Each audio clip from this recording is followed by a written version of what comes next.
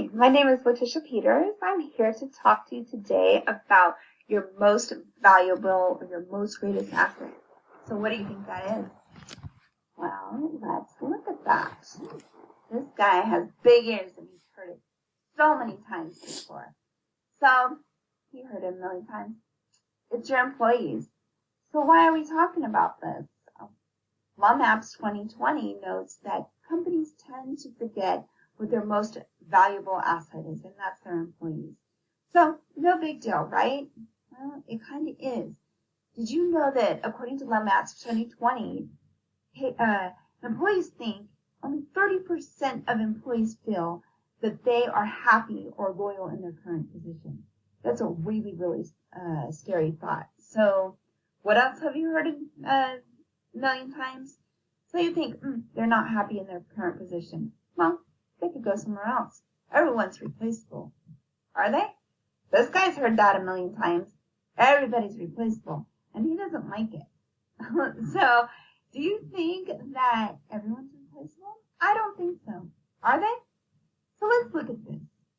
Did you know that Brentano 2016 notes turnover has a huge impact on those employees that are left behind?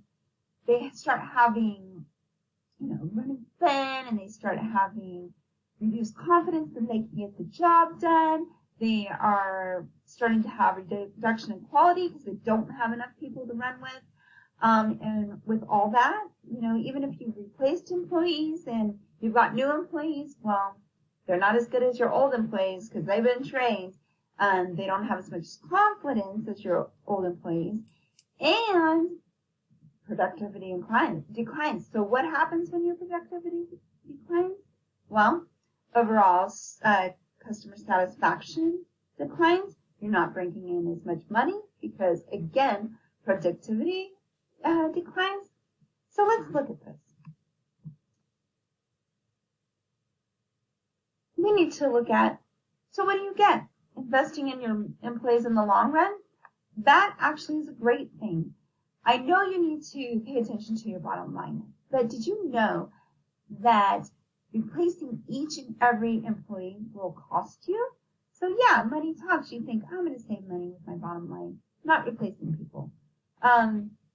Not just running my staff thin. It'll be fun. But let's look at the figure about what it's going to cost you. Did you know Heathfield 2020 notes that an employee that makes $50,000 a year, some making more, some making less. Did you know that you would spend half to 2 times that employee's salary to replace them, with training costs or, cashing out employee PTO and that type of thing? But let's put it in a bigger figure. So, say you have 100 employees leaving your organization within 1 year. That's going to cost you $660,000 to $2.6 million a year. That is a huge figure. So, replacing employees, that may not be the way to go. But definitely don't leave them short, because we just talked about what could happen to your productivity. So, let's look at some things. What do employees want? Employees want, according to People Element No Date, they just want enough staff to run. Yeah, they may have a problem with their supervisor. They may not like their schedule. I don't like my schedule. I think I'll go somewhere else. Oh, I may make somewhere I might make some better money. They have great benefits somewhere else. But did you know that if you just run your staff with enough staffing where they feel like they can get things done, where they feel confident that they can go home at the end of the day within enough time, that they're not going to be stressed out just trying to do the job of several people because they're run thin, that they are going to be happy. So let's see. Is it enough? Well, let's see. You give them enough staff. Let's see what they really want.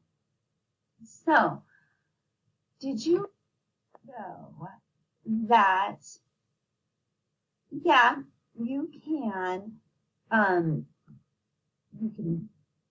make sure that employees have enough staff, but you also need to do this. You need to check in often with your employees. Maybe once a quarter. It doesn't take that much time. You do stay surveys. Make sure that your employees are happy. What's going well? Why do they stay?